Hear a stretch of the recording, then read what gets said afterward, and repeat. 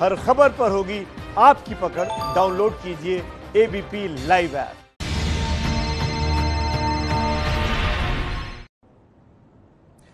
नमस्कार, मैं अनुराग मुस्कान घंटी बजाओ शो में आपका स्वागत करता हूं। आज आपको बिना चुनाव सुपर सरकार बनाने और चलाने वालों की घंटी बजानी है।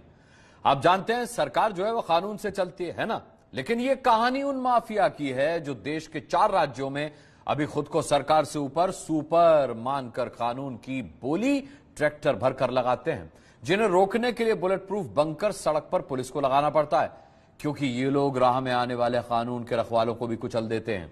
ये वो सुपर सरकार खुद को मानते हैं जो किसी की भी सत्ता हो, अपना कानून अपना नियम चलाते हैं। ये आपके हक का, विकास का पैसा अपनी जेब में डालते हैं। कौन है ये लोग, किसकी बन जाती है बिना चुनाव सुपर सरकार? ये रिपोर्ट देखिए और 8422840000 पर घंटी बजाकर अपनी राय जरूर भेजिएगा।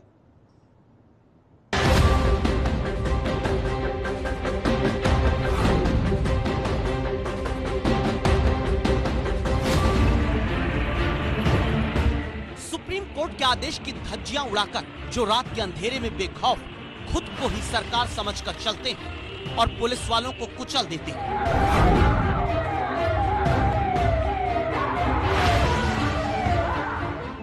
नेशनल ग्रीन ट्रिब्यूनल के नियमों को ताक पर रखकर जो दिन के उजाले में भी खुद को कानून से ऊपर समझकर दौड़ते हैं,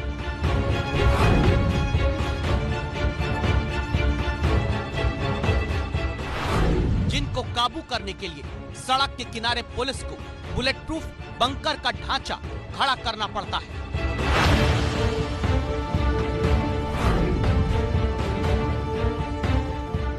जिन्हें रोकने के लिए लोहे के बैरिकेड नहीं, मोटी चट्टान से काटकर लाए गए पत्थर खड़े करने पड़ते हैं,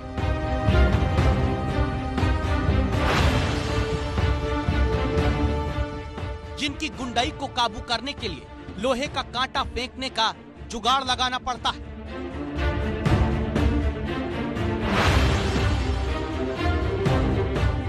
जिन्हें काबू करने के लिए सड़क पर लोहे के कांटे वाले नुकीले पट्टे को बिछाना पड़ता है,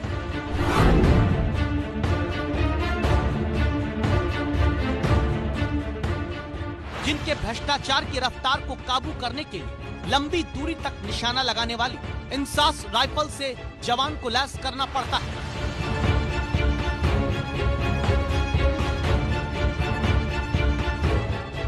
जिन्होंने खुद को इतना पावरफुल बना लिया है कि पाकिस्तानी बॉर्डर के पास जल्दी मदद पहुंचाने का रास्ता तक खोखला कर चुके हैं।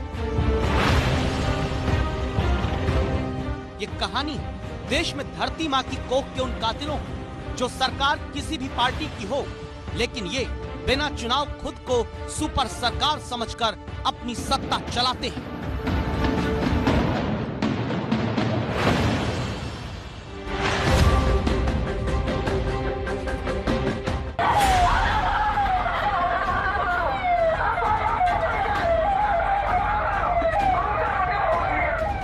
बुलेट प्रूफ बंकर हैं जिनमें हथियारबंद जवान खड़े रहते हैं। टायर को हिट करने के लिए यहाँ से ही बनाया गया है। 5-6 बार हमारे ऊपर फायरिंग हुई। जिस डायरेक्शन चाहते हो उस डायरेक्शन से हम उससे फायर कर सकते हैं। वो तो मरने से डरते नहीं। बेखौफ माफिया इस प्रकार के बैरियर को अपनी गाड़ियों से उड़ा देते हैं। ट्रैक्टर पे जो लोग सवार थे उन्होंने मारने के लिए ऊपर गाड़ी चढ़ा दिया। पंक्चर करने के लिए कांटे बनाए हैं, जैसे ये डाल दिया और इस पर अगर पहिया आएगा तो भी इसमें फंस पड़ेगा। 20 सड़क फेंक दिया, ये नहीं रुक रहा तो उसको रोकने के लिए इसको डायरेक्ट हम एक्सप्रेस से फेंक देते हैं, तो पहिया से पड़ेगा तो उसका जो पंक्चर होगा। कैसे इंतजाम किए गए हैं मानो किसी आतंकवादी हमले को रोकना हो।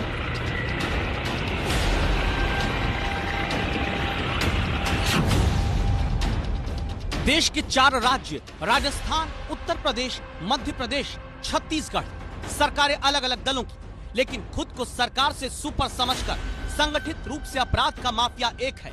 ये माफिया है अवैध खनन का, जिसके 1, 2, 3, 4, 5, 6, 7, 8, 9, 10 और करीब ऐसे ही 100 ट्रैक्टर सिर्फ एक थाने के भीतर पकड़ कर रखे गए, जो खनन के भ्रष्टाचार के हाथी की सिर्फ पूंछ का एक बाल है।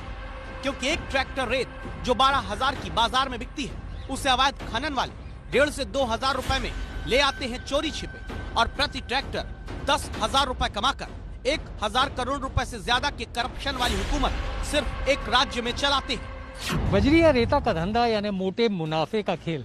राजस्थान के कई जिलों में बजरी माफिया कुछ इसी तरीके के धंधे में शामिल है।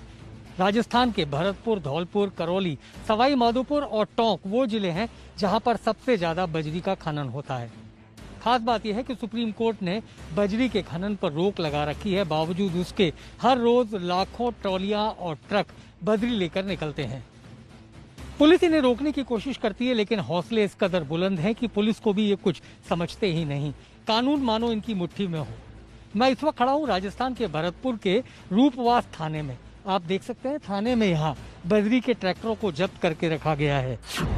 ये ट्रैक्टर किस रफ्तार से आते हैं इसका अंदाजा लगाने के लिए पहले आपको उत्तर प्रदेश ले चलते हैं, क्योंकि राजस्थान के भरतपुर की सीमा मध्य प्रदेश और उत्तर प्रदेश से सटी हुई है। खनन माफिया के ट्रैक्टर कानून को कैसे कुछ नहीं समझते, ये आगरा की तस्वीरों से समझिए। पहला ट्रैक्टर, ये दूसरा, ये तीसरा, चौथा तेज रफ्तार से ट्रैक्टर अवैध रूप से रेत भरकर भाग रहा है। ये पांचवा और छठे ट्रैक्टर के बीच में खड़ा रेत माफिया का गुर्गा देखिए, कैसे ट्रॉली पलटकर पीछे दौड़ते पुलिस वालों को उसी बालू से दबा देना चाहता है। फिर भी आगरा में जब पुलिस वाले रेत माफिया के ट्रैक्टर को रोकने के लिए दौड़े तो उन लोगों ने खैरागढ़ थाने के सिपाही सोनू के साथ क्या किया, आगरा के एसपी सिटी से पहले सुनिए। खनन माफियाओं के ऊपर नकेल कसने के लिए लगातार टीमों का गठन किया जा रहा था। इसी क्रम में थाना सैया में भी एक टीम का ऐसे ही गठन किया गया था। उनको मुखबिर द्वारा प्राप्त सूचना को मिली थी कि लगभग मॉर्निंग में 3 बजे के आसपास कुछ ट्रॉली और ट्रैक्टर्स खनन मटीरियल लेके सैया की ओर आने वाले हैं। उसी क्रम में इन्होंने कुछ 5-6 ट्रैक्टर्स का पीछा न किया। सोनू ने नीचे उतर के गाड़ी से उसको रोकने की कोशिश न की। उन्होंने जो ट्रैक्टर के जो लोग सवार थे उन्होंने मारने की नीयत से सोनू कुमार चौधरी के ऊपर गाड़ी जो है वो ट्रैक्टर चढ़ा दिया। उसी में उसकी मृत्यु न हो गई। अवैध खनन माफिया के आगे आगरा में सिपाही सोनू की जान चली जाती है। घर में मातम अभी है। ऐसा मातम 2018 में खनन माफिया 4 राज्यों में 28 पुलिस वालों के घर में फैला चुके हैं। उत्तर प्रदेश, मध्य प्रदेश से सटी सीमा वाले राजस्थान के भरतपुर में इसीलिए रेत माफिया के ट्रैक्टर्स को रोकने के लिए सुरक्षा कर्मियों को बुलेट प्रूफ बंकर दिया गया, जहां बंकर में ये सुराख एक खास मकसद से बनाया गया जिसे खोला या बंद किया जा सकता है। खास बात यह है कि इसमें जो फायरिंग विंडो बनाई गई है वो ठीक उस जगह बनाई गई है जैसे एक जवान है, हम देख सकते हैं। भैया आप ये बताएं कि ये खास तौर पर इतनी नीचे क्यों है, क्या टारगेट करने को कहा जाता है आपको? यहाँ से हम सीधा उस ट्रैक्टर के टायर को हिट करते हैं सर। ट्रैक्टर के टायर को हिट करने के लिए यहाँ से ये बनाया गया है ताकि हम यहाँ से अपना छुपाव हासिल करके उसको ट्रक ले सकते हैं। तो ये खास तौर पर इसको बंद भी कर सकते हैं आप चाहें? जी सर, इसको हम इस तरीके से बंद भी कर सकते हैं। जिस डायरेक्शन पे आते हैं उस डायरेक्शन से हम उससे फायर कर सकते हैं सर। खनन माफिया के आतंक के खिलाफ बुलेट प्रूफ बंकर ही नहीं, सुरक्षा कर्मी को खास इंसास SLR गन दी गई है। पहले एक वीडियो से देखिए कैसे ये गन लंबी दूरी तक फायर करती है।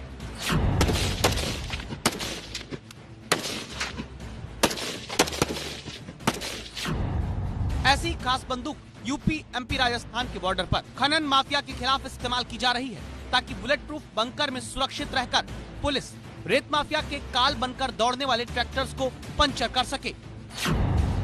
वरना तो रेत माफिया के अपराधी भरतपुर में थाना प्रभारी हुकुम सिंह शेखावत तक पर गोली चला चुके हैं। तो जब उनका पीछा करे तो हमारे ऊपर उन्होंने फायरिंग ठोक दी और वो भाग गए। पीछा खूब, वो गति उनकी इतनी तेज होती है ट्रैक्टर की कि वो 80, 90, 100 की स्पीड पे भी चले जाते हैं। दर 2 महीने में कम से कम हमारे ऊपर 7-8 बार फायरिंग हुई है। आप कहेंगे कि इतनी पुलिस रहती है बॉर्डर पर, तब भी क्या रेत माफिया को रोकने के लिए बुलेट प्रूफ बंकर लगाने की नौबत आ रही है? कानून से ऊपर खुद को सुपर सरकार कैसे समझ लेता है ये माफिया? जवाब इस बयान में सुनिए। 25-25, 30-30 ट्रॉलियां एक साथ और एक झुंड में बना के, एक ट्रॉली के ऊपर 4 आदमी बैठते हैं, जिनमें से एक के पास वेपन होता है, एक के पास लठ होता है और बाकी 2 के पास पत्थर होते हैं। जब पुलिस फायरिंग करती है या पीछा करती है तो इन्हें पत्थर फेंकने चालू कर देते हैं, पुलिस के सामने फायरिंग करने चालू कर देते हैं। इसीलिए रेत माफिया के ट्रैक्टर्स जब आते हैं तो पहले उन्हें रोकने की कोशिश के लिए लोहे का बैरिकेड नहीं बल्कि चट्टान से काट कर लाए गए पत्थर खड़े किए गए। मैं इस वक्त जिस जगह पर खड़ा हूँ ये घाटोली पुलिस चौकी है जो रूपवास थाने के तहत आती है, लेकिन मुझसे 50 कदम की दूरी पर बाईं हाथ की तरफ अगर आप देखेंगे तो ये राजस्थान और उत्तर प्रदेश की सीमा है। ये नाकाबंदी के दौरान सड़क पर जो गति कम करने के लिए जिस प्रकार के बैरियर लगाए जाते हैं, ये देख सकते हैं आप, भारी पत्थर है। ये पत्थर इसलिए लगाना पड़ा क्योंकि सैकड़ों की संख्या में ट्रॉलियों के ऊपर बैठकर आने वाले बद्री माफिया कुछ इस तरीके के जो बैरियर होते हैं जिसका इस्तेमाल आमतौर पर पुलिस करती है, उन्हें ये तोड़कर भाग जाते हैं। इसके बाद दो तरह के कांटों का इस्तेमाल किया जाता है। पहला कांटा जिसे बीच सड़क पर बिछाया जाता है माफियाओं के गुंडाराज को पंचर करने के लिए। खींच के तुरंत ही जी इसमें से निकाल कर खींचते हैं एक साथ ही जी। और फिर ये पूरा खींच लेते हैं और खींचने के बाद फिर जैसे इन पे आते हैं तो उन पे हम कोशिश करते हैं को दबाने की, जब आगे जाकर उनको नाकाबंदी करके रोकने की कोशिश करते हैं। इधर से का ट्रैक्टर आएगा तो इधर से, और इधर से अगर कोई इधर से आएगा दूसरा साइड से तो ये तो दोनों तरफ आपने दोनों साइड में इसमें बनवाए हैं। तो इससे क्या कि जब पहिया इस पर आएगा तो पंचर हो जाता है। पंचर होते ही जैसे वो आगे भाग नहीं पाता। इसके बाद भी अगर बचकर रेत माफिया हमला करके भागता है तो उसे दौड़ाकर रोकने के लिए लोहे का दूसरा कांटा इस्तेमाल होता है। ये अमीरचंद जी क्या है कांटा जिसपे? ये हमने सरियाओं का, एक नुकीले सरियाओं का हमने वो जाल बनवाया है। इससे क्या है, जैसे कि गाड़ी घोड़ा जैसे कोई आती है, भैया देखा ये नहीं रुक रहा है तो उसको रोकने के लिए इसको डायरेक्ट हम एक तरह से फेंक देते हैं। तो जिस 20 सड़क फेंक दिया तो पहिया से पड़ेगा तो उसका जो पंचर होगा, पंचर होकर नहीं वो इसमें लगेगा, लगने के बाद ये रुकता है, उस पर हम काबू पा लेते हैं। इसका डायरेक्शन ये है, जिधर से डालेंगे तो इसका एम पोजिशन होगा, चारों दिशाओं में इसके 100% होगा पंचर। इससे क्या है कि उस पर काबू पाया जा सकता है। दावा है कि इसके बाद रेत माफिया बचने के लिए दो तरीके अपनाते हैं। पहला तरीका पंचर फटे हुए टायर को लेकर दूसरे राज्य की सीमा में भाग जाना, ताकि एक राज्य की पुलिस दूसरे राज्य की सीमा में दाखिल होकर कोई कार्रवाई न कर पाए।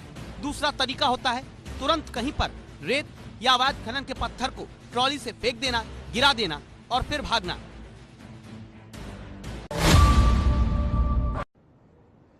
एमपी से खनन माफिया के ट्रैक्टर निकलते हैं और यूपी में दाखिल होते हैं, राजस्थान तक जाते हैं। 3 राज्यों में माफिया के ट्रैक्टर दौड़ते हैं, तो इसका एक बड़ा कारण नेताओं और पुलिस से माफिया की साठगांठ भी है। आरोप है कि कई थानों का रेट तक माफिया फिक्स कर देता है। और सबसे चौंकाने वाली बात यह है कि खुद को सुपर सरकार समझने वाले अवैध खनन के माफिया देश के बॉर्डर पर सुरक्षा तक के लिए खतरा बन रहे हैं।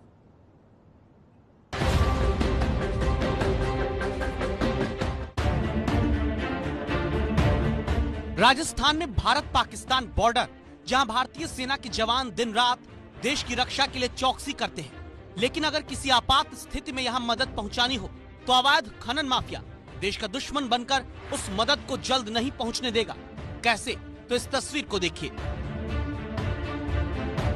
बीकानेर में संवाददाता मनीष शर्मा की कार रेत में फंस जाती है। मनीष शर्मा और उनके सहयोगियों को रेत से कार निकालने के लिए धक्का लगाना पड़ता है, लेकिन जानते हैं यहाँ रेगिस्तान नहीं है, यहाँ सड़क होनी चाहिए। सड़क थी भी, लेकिन अवैध खनन माफिया का करप्शन बॉर्डर तक जाने वाली सड़कों को धूल धूसरित कर दे रहा है। खनन माफिया का भ्रष्टाचारी ट्रक बॉर्डर के पास सेना की मदद करने का रास्ता तक खा जा रहा है।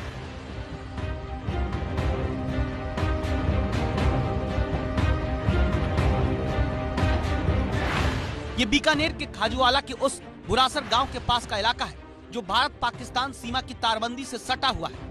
यहीं से बीएसएफ की करीब आधा दर्जन सीमा चौकियों तक पहुंचा जाता है, लेकिन यहाँ के रास्ते को खनन माफिया ने अपने ट्रकों से खाक कर दिया। आपातकाल में यदि दुश्मन देश पाकिस्तान हम पर आक्रमण करता है तो कैसे हमारी जो सेनाएं हैं, हमारी जो सीमा सुरक्षा बल के जवान हैं, वो कैसे अपने रक्षा उपकरणों को लेकर के यहाँ तक पहुँचेंगे। यहीं से 3 चौकियां हैं जो पाकिस्तान की सीमा से सटी हुई है, लेकिन मुश्किल ये है कि यहाँ तक पहुँचने के लिए केवल 10 किलोमीटर प्रति घंटे की रफ्तार से चला जा सकता है। साफ है कि ये पूरी की पूरी सड़कें खनन माफिया के कारनामों की वजह से पूरी तरह से खत्म हो चुकी हैं। फिलहाल अगर देखा जाए कि ये जो गांव की तरफ जाने वाली सड़क है, जो बाद में आगे जाके सीमा चौकियों पर जाती है, वो सड़क अब यहाँ नामो निशान भी नहीं बचा है। केवल मिट्टी के ढेर और रोड़ी पत्थर नजर आते हैं। दरअसल एक तय क्षेत्र और तय मात्रा में जिप्सम की खुदाई का ठेका यहाँ दिया जाता है। लेकिन अवैध खनन माफिया कानून तोड़कर पूरे इलाके में जिप्सम का खनन कर रहे हैं। सैकड़ों ट्रकों में टनों जिप्सम लादकर अवैध रूप से ले जा रहे हैं, जिसके कारण बीकानेर में बॉर्डर तक जाने वाली सड़कें खस्ता हाल होती जा रही हैं।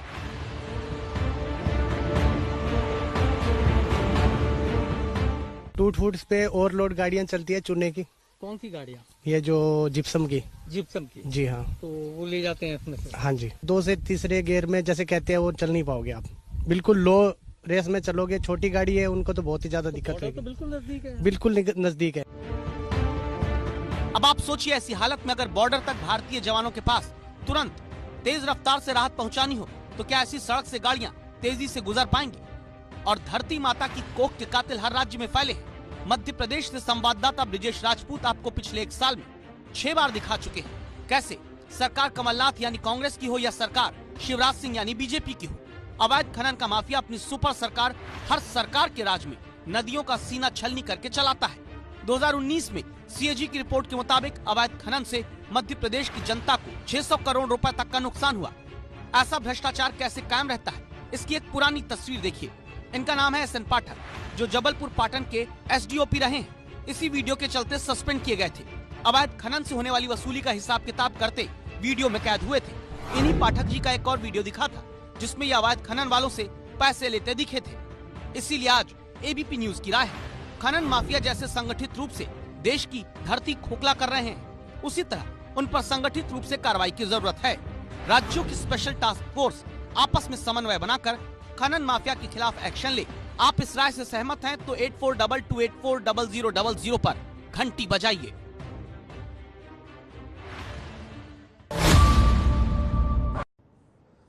दुनिया के सबसे बड़े अपराध विरोधी अभियान के आज 147 दिन हो चुके हैं।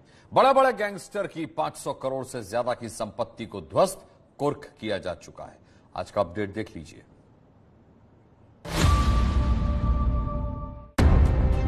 सुनो सुनो सुनो, उत्तर प्रदेश में 147 दिन से लगातार दुनिया के सबसे बड़े अपराध विरोधी अभियान में पूरे अपराध जगत को सुनाया जा रहा है। सुनो सुनो सुनो, अभियुक्ता आफसा अंसारी पत्नी मुख्तार अंसारी 142.88 वर्ग मीटर की संपत्ति को कुर्क किया जा रहा है। और इस तरह आज गाजीपुर में मुख्तार अंसारी के बेटे अब्बास और पत्नी अफसा अंसारी की 1.5 करोड़ की अवैध संपत्ति को प्रशासन ने कुर्क कर दिया। और ये सब तब किया जा रहा था जब उत्तर प्रदेश में कानून की चौखट पर आने से बचने के लिए रोपड़ जेल में खुद को डिप्रेशन, डायबिटीज का मरीज बताने में जुटा मुख्तार अंसारी राजनीतिक संरक्षण पंजाब में हासिल कर रहा है। लेकिन मुख्तार की एक नई तिकड़म तब फेल हो गई जब चंडीगढ़ PGI ने जांच के बाद उसे सही बताकर वापस रोपड़ जेल भेज दिया, भर्ती करने से इनकार कर दिया। मुख्तार बीमारी का नाटक क्यों कर रहा है, इसे समझने के लिए ये तस्वीरें देखिए। दरअसल उत्तर प्रदेश में अपराधियों के रसूख की बारात लगातार यूपी की पुलिस निकाल रही है। बलन सिंह बद्दो पुत्र श्री चरण सिंह के घर की संपत्ति कुर्क की जा रही है। मेरठ में 2.5 लाख की इनामी माफिया डॉन बद्दो के घर को जब कुर्क किया गया तो कुर्की की कानूनी प्रक्रिया में घर के गिलास के सेट से लेकर घर के दरवाजे तक को उखाड़कर पुलिस ले गई। माफिया डॉन के घर से सामान निकाला जा रहा था, पुलिस लिखती जा रही थी। अपराधी के घर की चौखट तक उखाड़ी गई, सरिया लगाकर टीवी की कैबिनेट तक उखाड़ दी गई ताकि माफिया डॉन की आर्थिक सामाजिक ताकत और भय के साम्राज्य को समाज के भीतर से जड़ से उखाड़ कर फेंका जा सके।